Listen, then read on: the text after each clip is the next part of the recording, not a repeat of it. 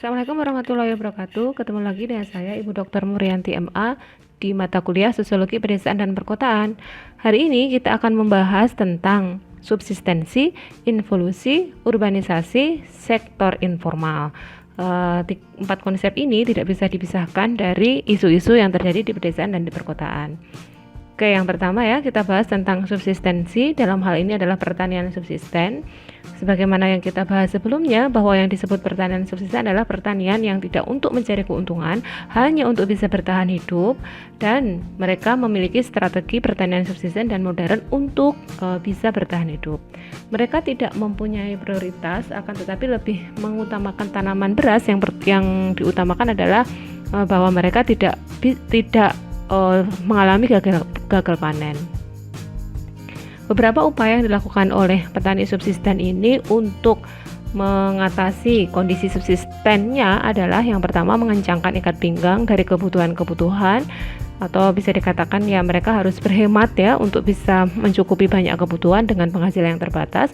Yang kedua, melakukan ekonomi swadaya, artinya dia melakukan banyak sekali pekerjaan-pekerjaan yang lain agar bisa mencukupi kebutuhannya, entah berjualan, entah menjadi tukang, entah menjadi buruh, atau migrasi ke tempat lain atau pekerjaan yang lain. Nah, subsisten ini salah satu tokoh yang mengemukakan adalah James Scott. Bahwa pertanian di Indonesia khususnya adalah pada kondisi subsistensi ini. Ada tokoh yang lain yang melukiskan kondisi pertanian di Indonesia, itu disebut dengan involusi.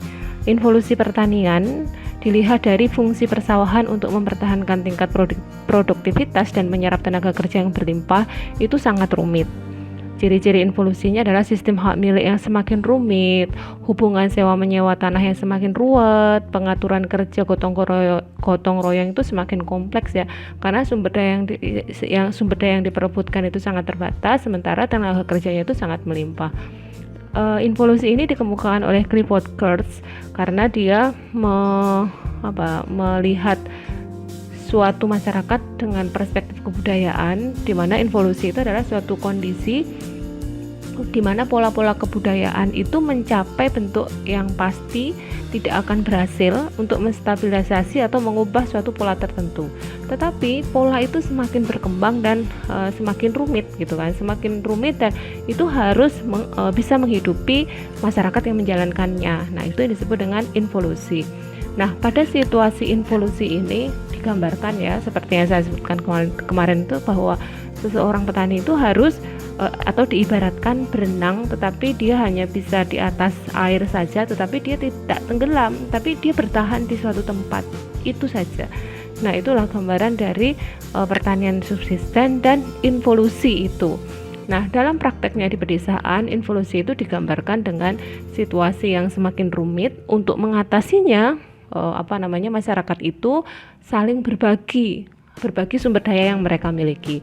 Dalam konteks yang sangat kita lihat di masyarakat pedesaan itu adalah kondisi sosial itu lebih tinggi, atau kepentingan sosial itu selalu diutamakan dibandingkan dengan kepentingan ekonomi. Kenapa? Karena kepentingan ekonominya itu sangat terbatas, sementara yang kebutuhannya itu sangat banyak, dan juga sumber-sumbernya itu terbatas. Maka yang dilakukan adalah harus bersolidaritas bersama. Nah, solidaritas ini yang disebut dengan kepentingan sosial di atas kepentingan ekonomi. Nah, pada gambaran ini ya, gambaran kolektivitas, gambaran kebersamaan dalam masyarakat yang subsisten, itu Clifford Geertz menyebutnya sebagai sharing poverty, yaitu berbagi kemiskinan atau kemiskinan bersama. Nah, mereka strategi bertahannya adalah itu tadi ya, kolektivitas, saling membantu, kemudian saling support. Kalau teman-teman lihat di pedesaan atau yang tinggal di pedesaan akan melihat tentang ini, misalnya kayak tradisi nyumbang, tradisi menengok tetangga yang sakit. Nah, itu adalah bagian dari membangun kolektivitas dan membangun berbagi bersama itu ya menjadi yang disebut dengan konsep involusi. Nah, kondisi subsistensi dan kondisi involusi yang sangat mengakar di pedesaan hampir di semua pedesaan Indonesia itu menyebabkan terjadinya urbanisasi. Nah, kenapa mereka melakukan urbanisasi? Karena memang kondisi di desa itu tidak memberikan support terhadap ekonomi, kemudian terhadap politik, kemudian terhadap kondisi sosial yang semakin rumit, sehingga terkadang orang itu frustasi dan salah satu jalan yang diambil adalah urbanisasi. Nah, dalam konsep urbanisasi itu pengertiannya sangat beraneka ragam. Bisa diartikan satu, perpindahan penduduk dari desa ke kota. Yang kedua, proses pengkotaan atau suatu desa yang berubah menjadi kota. Kemudian yang ketiga adalah mengukur jumlah penduduk di suatu perkotaan. Nah, itu adalah makna urbanisasi yang sangat luas gitu. Dalam konteks ini adalah proses perpindahan penduduk dari desa ke kota. Urbanisasi mereka lakukan dalam kondisi yang sangat terbatas secara ekonomi ya, dan ada impian untuk bisa mendapatkan kehidupan yang lebih layak di tempat yang baru. Urbanisasi dapat dimaknai dengan berbagai macam perspektif keilmuan. Secara demografi, urbanisasi adalah suatu proses yang ditunjukkan melalui perubahan dan penyebaran penduduk dan jumlah penduduk dalam suatu wilayah yang berakibat pada masalah pangan, pemukiman, dan pekerjaan. Dari segi ekonomi, urbanisasi adalah perubahan struktur dalam sektor mata pencaharian, adanya peralihan pekerjaan dari agraris ke non-agraris.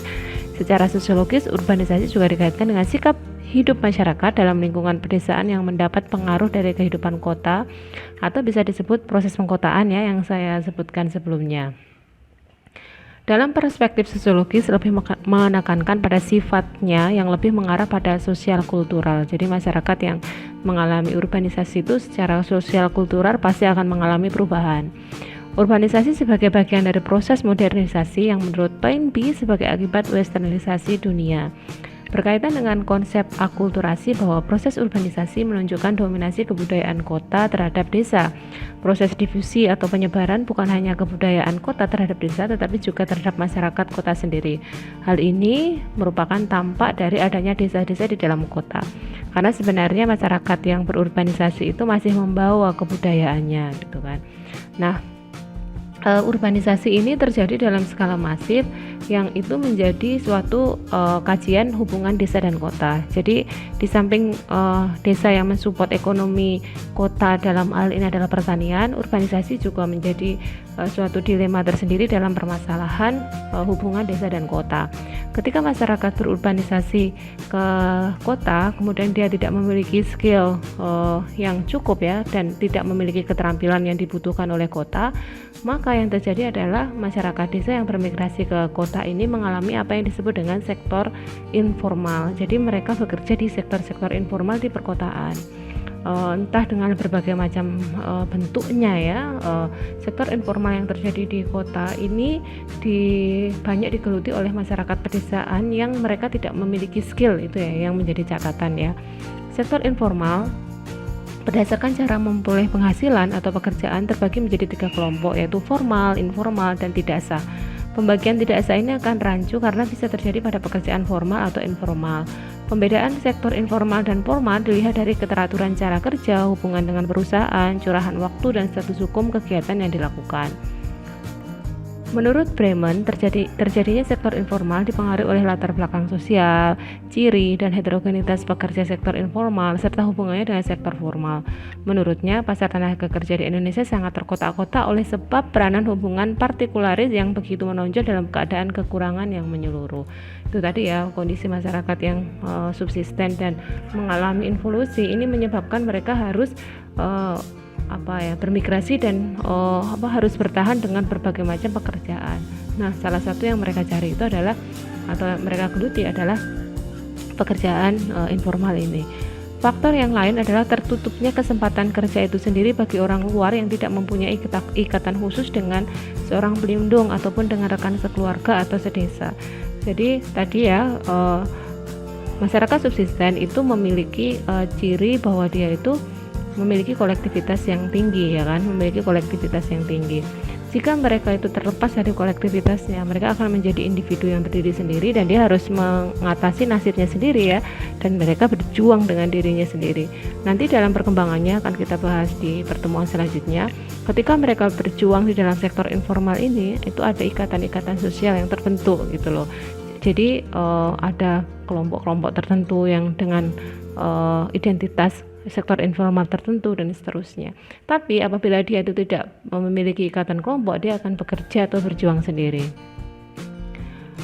Batasan sektor informal menurut Sucipto itu adalah pola kegiatannya tidak teratur, waktu, permodalan, dan penerimaannya, kemudian tidak tersentuh peraturan atau ketentuan yang ditetapkan oleh pemerintah, modal, peralatan, dan perlengkapan dan omsetnya kecil, dihitung secara harian, tidak memiliki tempat usaha yang permanen dan terpisah dengan tempat tinggalnya, tidak memiliki keterikatan dengan usaha lain yang lebih besar, kemudian melayani dan dilakukan oleh masyarakat yang berpendapatan rendah. Sektor ini juga tidak membutuhkan keahlian dan keterampilan khusus sehingga dapat menyerap tenaga kerja dengan berbagai macam latar belakang pendidikan dan keterampilan, terutama adalah pertanian tadi ya. Umumnya tiap-tiap satuan usaha mempekerjakan orang sedikit dari hubungan keluarga, kenalan, dan daerah yang sama, tidak mengenal sistem perbankan, pembukuan, dan perkreditan. Nah, itulah teman-teman ya beberapa ciri sektor informal, yaitu menjadi muntahan bagi masyarakat pedesaan yang tidak memiliki skill gitu ya. Jadi mereka larinya adalah ke sektor-sektor informal itu untuk bisa bertahan. Dalam perkembangannya nanti sektor informal ini akan berkembang dalam situasi di dalam perekonomian kita, nanti akan menjadi buffer ekonomi ya, ekonomi penyangga, karena mereka yang justru sangat real yang ada di masyarakat dan perputarannya itu sangat cepat. Nah, 4 konsep tadi ya itu subsistensi, involusi, urbanisasi, dan sektor informal itu menjadi lingkaran ya, lingkaran hubungan desa dan kota yang selama ini sangat erat. Bagi masyarakat yang melakukan urbanisasi dan berhasil, nanti dia akan memberikan support ke desanya gitu ya. Ketika masyarakat miskin di pedesaan, salah satu yang dilakukan adalah bekerja di sektor informal. Nah, begitu seterusnya kondisi yang terjadi di Indonesia itu masih sedemikian rupa ya, bahwa hubungan antara desa dan kota itu sangat erat dan memang satu sama lain itu saling mensupport untuk ekonomi berputar di pedesaan atau perkotaan. Oke, baiklah ya, untuk pertemuan kali ini 4 konsep itu yang kita bahas. Apabila ada pertanyaan silahkan share di grup, nanti teman yang lain bisa sharing, bisa menanggapi dan tidak harus bertanya. Saya kira itu, terima kasih atas perhatiannya. Kurang lebihnya minta maaf dan tetap semangat ya dalam belajar kawan-kawan ya. Dalam situasi seperti ini kita harus kreatif, menumbuhkan kreatif dan inovatif sendiri. Kurang lebihnya minta maaf. Wassalamualaikum warahmatullahi wabarakatuh.